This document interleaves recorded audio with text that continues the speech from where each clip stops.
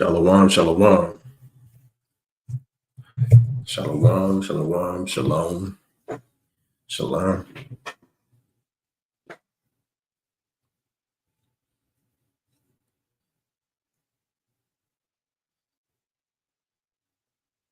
Good morning.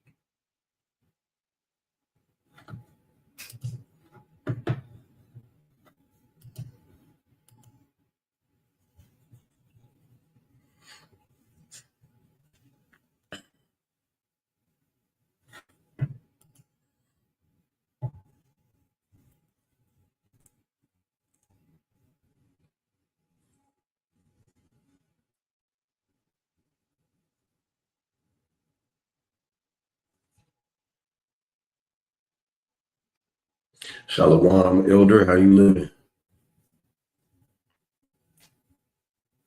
Shema Shabbat. Sounds upon you, shalom. Bashem Yahabashai Barakatah. Get your brothers up, let them know. We're about to get active with class.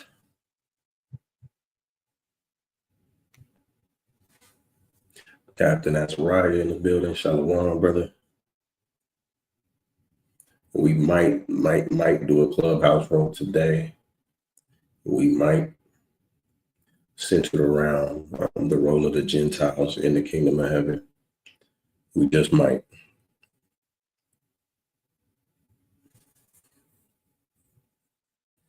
Really depend.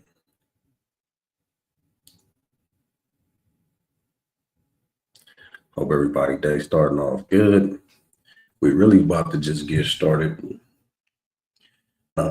First and foremost, let's give all praises, all honor, and all glory to Yahweh, our Father, in the name of His Son. The world knows Him as Jesus Christ, Yahweh Shai. We're going into the book of James today. We just finished up the book of Hebrews. For those of you just catching on, make sure that you go back and watch. And I'm going to start dividing these up into playlists so that they're neatly organized. But we're starting off in the book of James today. Right. Starting off, of course, at James chapter 1. For those of you that are here, I'm going to give you a minute to grab your sword. Y'all give me the con when you're ready, and then we'll just fire at will from there. We'll probably read about 1 or 2 chapters, but it really depends on how the spirit moving in here. That aside, let me know when y'all got your sword ready, and we'll get to it.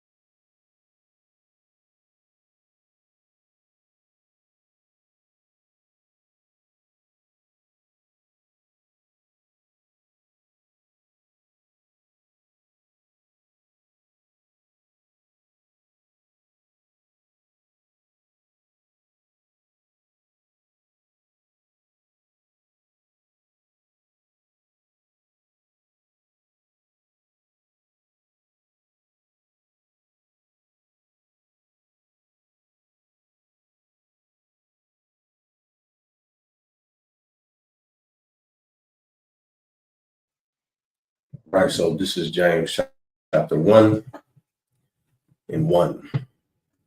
James, a servant of God and of the Lord Jesus Christ, to the 12 tribes which are scattered abroad, a greeting. First thing that we want to take note, because this is a apologetic Bible study, this word right here, abroad, diaspora in the Greek. Its meaning, particularly in New Testament use, dispersion, that is specifically and concretely the converted Israelite residents in Gentile countries, which are scattered abroad. So very important to take note that James is directing this epistle to those quote unquote Gentiles, to those Israelites who are converted and resident in Gentile countries. A scattering, a dispersion of Israelite dispersion among foreign nations of the Christians scattered abroad among Gentiles. But those Christians are categorized as Israelites. 1 second, y'all.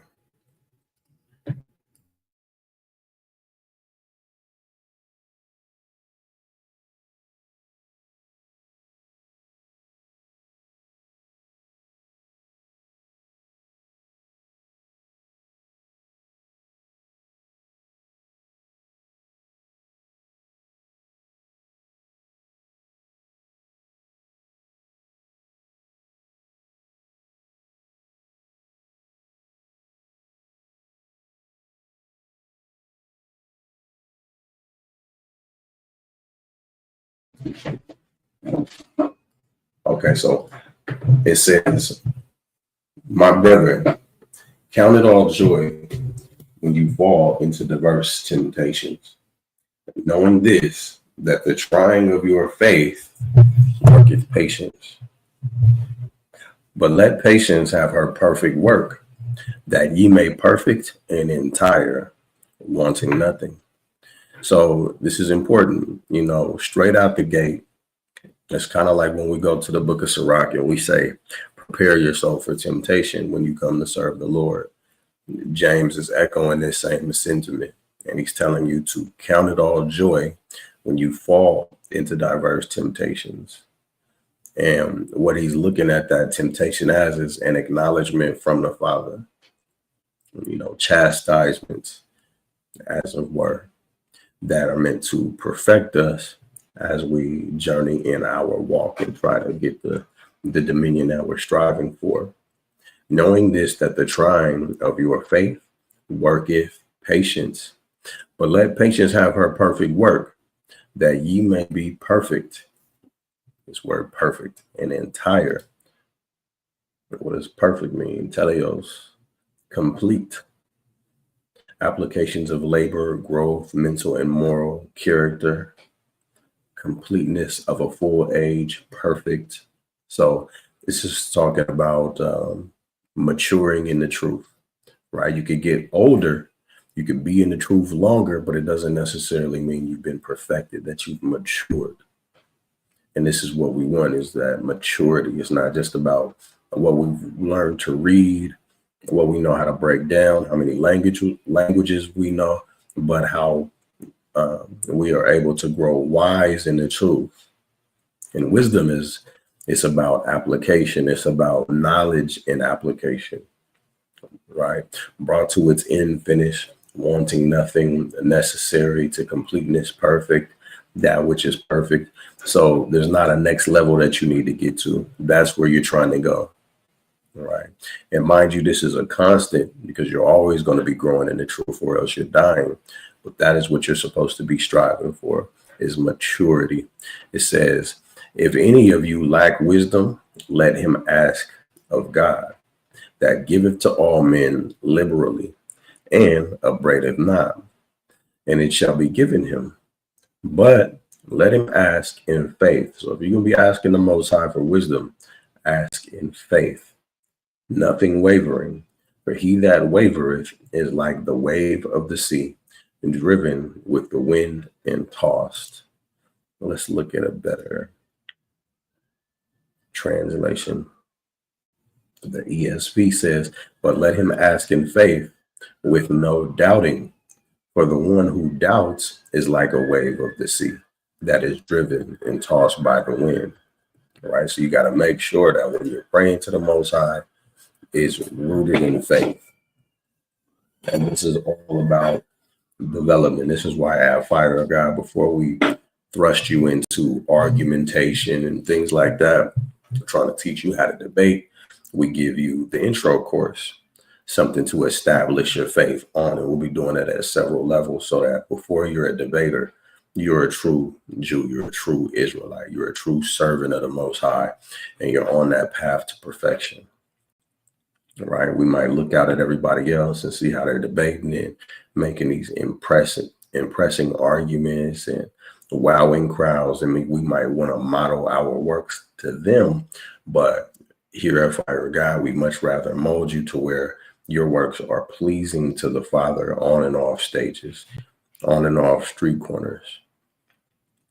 So it says, but let not that man think that he shall receive anything of the Lord, the one that's praying to him without faith. A double-minded man is unstable in all his ways. Let the brother of low degree rejoice in that he is exalted, but the rich in that he is made low, because as the flower of the grass, he shall pass away. For the sun is no sooner risen with a burning heat, but it withereth the grass, and the flower thereof falleth, and the grace of the fashion of it perisheth. So also shall the rich man fade away in his ways. Blessed is the man that endureth temptation, for when he is tried, he shall receive the crown of life. And this is what we're all trying to get. We have a time coming upon us all called Jacob's trouble, and Jacob will be saved out of it. But when we parallel this to books like Amos 9, it lets us know that the wicked are going to die by the sword. All right. If you look at Jeremiah 30 itself, it says that men are going to tremble and their faces are going to turn pale like he's seen a ghost. Right. It's going to be like he's in labor. And that's how much fear he's going to be in. So it's going to be a dreadful time. So working our faith now, allowing patience to have its perfect work, enduring temptation now while it's easy, is preparing you like an on-ramp for what's coming when the trouble really hits and you're elbow deep in the madness in front of you. So take it seriously. But when he is tried, he shall receive the crown of life. You know that, well done, my faithful servant, which the Lord hath promised to them that love him. Let no man say, when he is tempted, I am tempted of God. For God cannot be tempted with evil, neither tempteth he any man. But every man is tempted when he is drawn away of his own lust and enticed. Then when lust hath conceived, it bring forth sin. And sin, when it is finished, bring forth death. Do not err, my beloved brethren. Every good gift and every perfect gift is from above and cometh down from the Father of lights, with whom is no variableness, neither shadow of turning. We might read James, and we might read these other books going forward in the ESV just to keep y'all abreast of what I'm thinking here. But let's look at this in the ESV. It says, every good gift and every perfect gift is from above, coming down from the Father of lights, with whom there is no variation or shadow due to change. Of his own will, he brought us forth by the word of truth, that we should be a kind of first fruits of his creatures. This is talking about that rebirth that we have in Christ. When we're born of the Spirit, Those of us that are born in the spirit and are elect to see that 1/3 and that 144,000, we will be the first fruits of the new Israel that's being established, is what this talking about. So let me see here. Leave that alone. So it says, know this, my beloved brothers, let every person be quick to hear, slow to speak, slow to anger. Now, this is particularly important here at Fire of God. We give place for brothers to ask questions. Who got any questions? Who got any comments? Right? And that's when you jump and raise your hand. But as you should know about order, when it's time to speak, you'll know because you will be among those who are elected to speak. This is important because there is a harsh judgment for the speakers and for the teachers. And so if we've not first tempered you so that you're walking faithfully and we elect you to speak, you know how it says in our lesson that what one person does reflects on the whole body. Well, those major consequences, they come down harshly on all of us. So don't be discouraged when you're in a position of being a reader, when you are in the position of strictly listening, because there's an advantage to it. Know this, my beloved brothers, let every person be quick to hear and slow to speak, slow to anger. For the anger of man does not produce the righteousness of God. When that anger comes in, if you haven't been tempered, if you haven't been schooled in patience, in meekness, then what happens is you begin to lead with your passions, right? And that passion can produce unrighteousness. You can defile the ministry. I got rebuked so many times when I first started off doing the work. If we got into a debate with somebody and they ran, I would almost literally chase after them with the word. And thank the Most High for my leader at the time. He would pull me aside several times and be like, you know, you got to watch your temper. And now my wife can even tell you guys that my temperament has changed quite a bit in this walk. But I don't say that to say everybody's going to get a chance to have somebody pull them aside so that they can be corrected. That was a blessing. You know, I could have shamed the ministry and I could have been killed for that. I could have not been allowed a chance to perfect. But another thing that took place was I was thrust into those positions a little too early.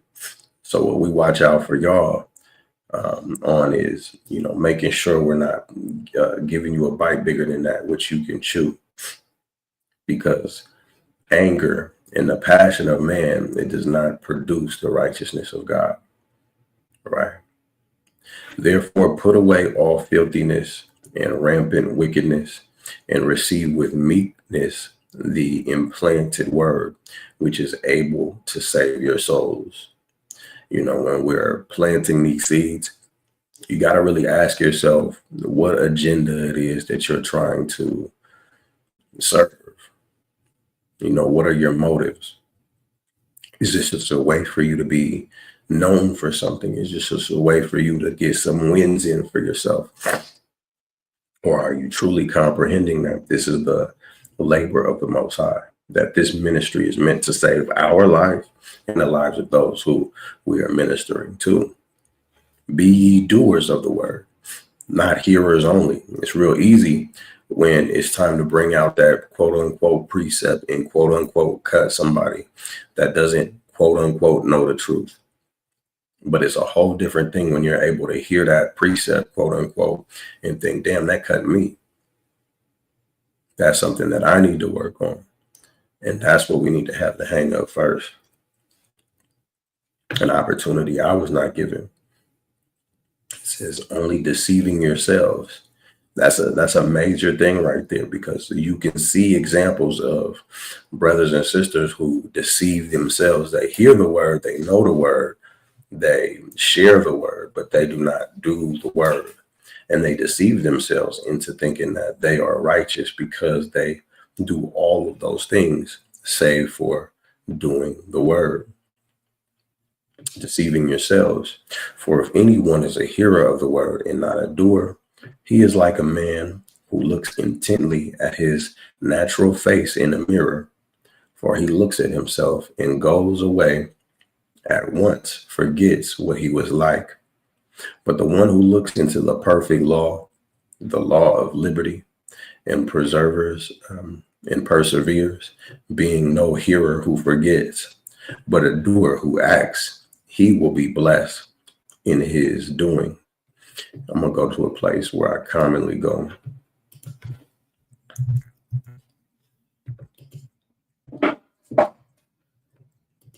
Thank you, baby. I'm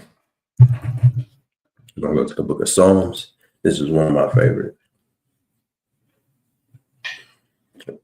Psalms 1:1. It says, blessed is the man who walks not in the counsel of the wicked, nor stands in the way of sinners, nor sits in the seat of scoffers, but his delight is in the law of Yahweh, and in his law he meditates day and night. So this is the thing where you're not just speaking on it. Let me look at the word meditate real quick for y'all.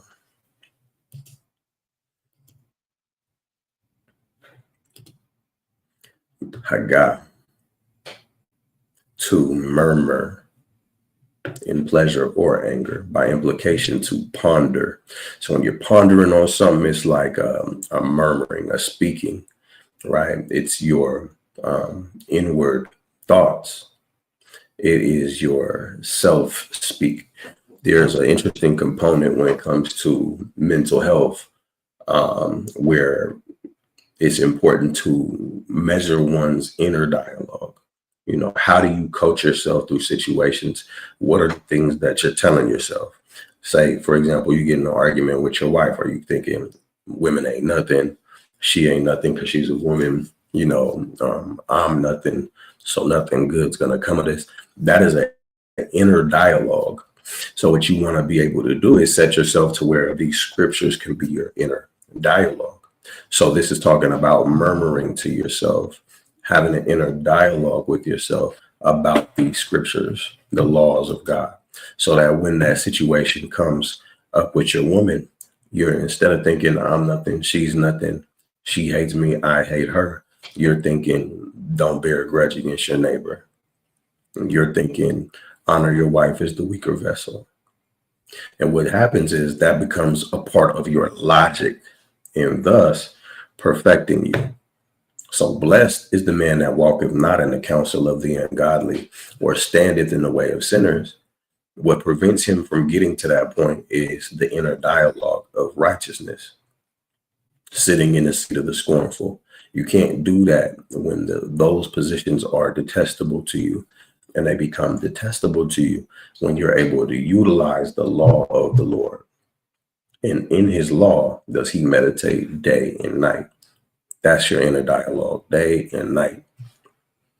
He shall be like a tree planted by the rivers of water, that bringeth forth his fruit in his season, and his leaf also shall not wither, and whatsoever he does shall prosper. The ungodly are not so, but are like the chaff which the wind driveth away. Therefore the ungodly shall not stand in the judgment, nor sinners in the congregation of the righteous. For the Lord knoweth the way of the righteous, but the way of the ungodly shall perish. So this is a good way to start to perfect yourself, to walk the walk in patience. Is you have these words to comfort you, and when they're a part of your inner dialogue, they coach you through these life situations much better than the counsel of the ungodly will ever be able to do for you, because one will lead you to decay morally and physically, and the other one will lead you to be everlasting, give you everlasting life, like a tree planted by rivers of water, where there's plenty of substance for you coming from the root up onward to the fruit that you're producing. So let's get back into James.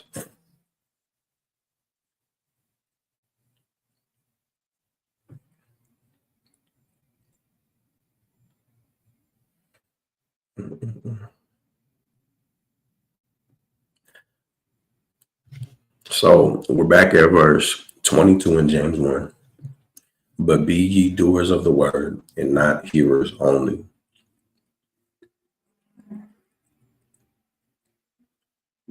deceiving your own selves. For if any be a hearer of the word and not a doer, he is like a man beholding his natural face in the glass.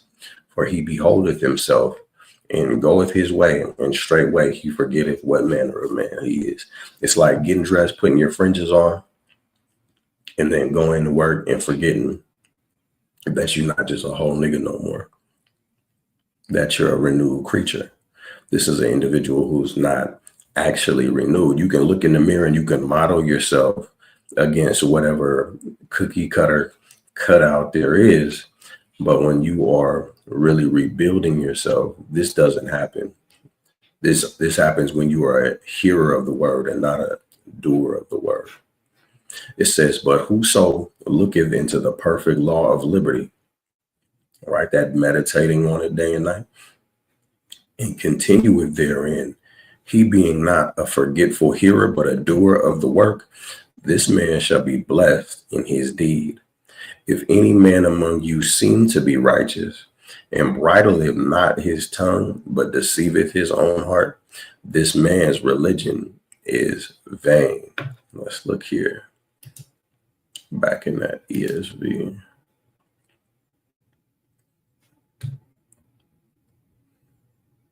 This man's religion is worthless.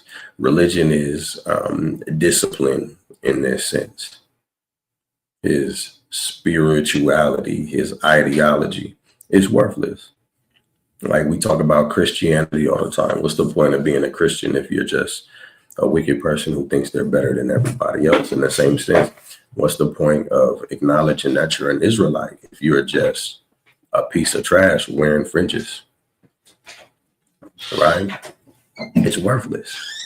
Religion that is pure and undefiled before God, the Father, is this: to visit orphans and widows in their affliction, and to keep oneself unstained from the world, right? So we're supposed to repent, come back to the law, statutes, and commandments, and we're supposed to walk in those laws, statutes, and commandments, and endure to the end in order to be saved. That's our ministry, really. The work is implied in that because it's in the commandments. You're supposed to love your neighbor in your heart. You should not hate your brother in your heart. You should anywise rebuke your neighbor. Ain't that the ministry? Right along with the rest of the commandments, that we keep ourselves from wickedness. So it's all built in. And when we're really doing these things in the fullness, being doers of the word and not just hearers, acknowledging it as a cultural heritage, but not doing them, I mean, it's all the difference. So that's the lesson for today. We're going to do only one chapter. The lesson today is be doers of the word and not hearers only. We're at a pivotal time at F.O.G. We're going to be having an important conversation about ministry. You know, we have attendance locked down for some of us, but the actions, we have to start to take them further. All right. That being said, brothers, any questions in the chat? I'm going to give it 30 seconds. Questions to start to pour in.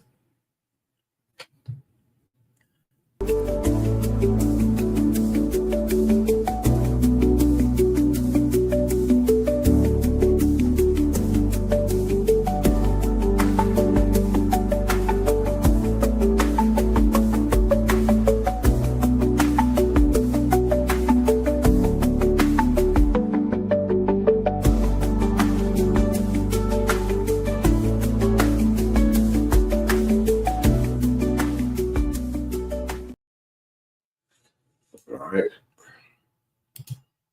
I see nothing. So with that being said, brothers, enjoy y'all Sunday. I'll get with you in a little bit. The word is talking about the law. The word will be talking about every word that cometh out of the mouth of God in this particular sense. Every word. The law being the most direct aspect of it.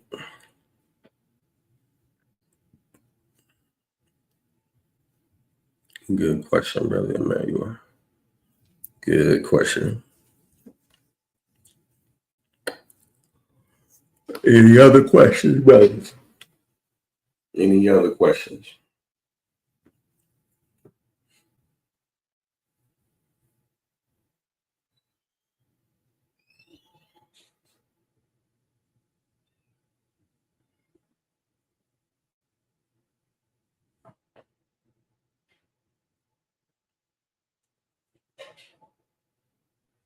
All right. With that, all praises, all honor, and glory to Yahweh in the name of his son, Yahweh Shai. Appreciate y'all brothers for being here. We'll talk soon. Shalom.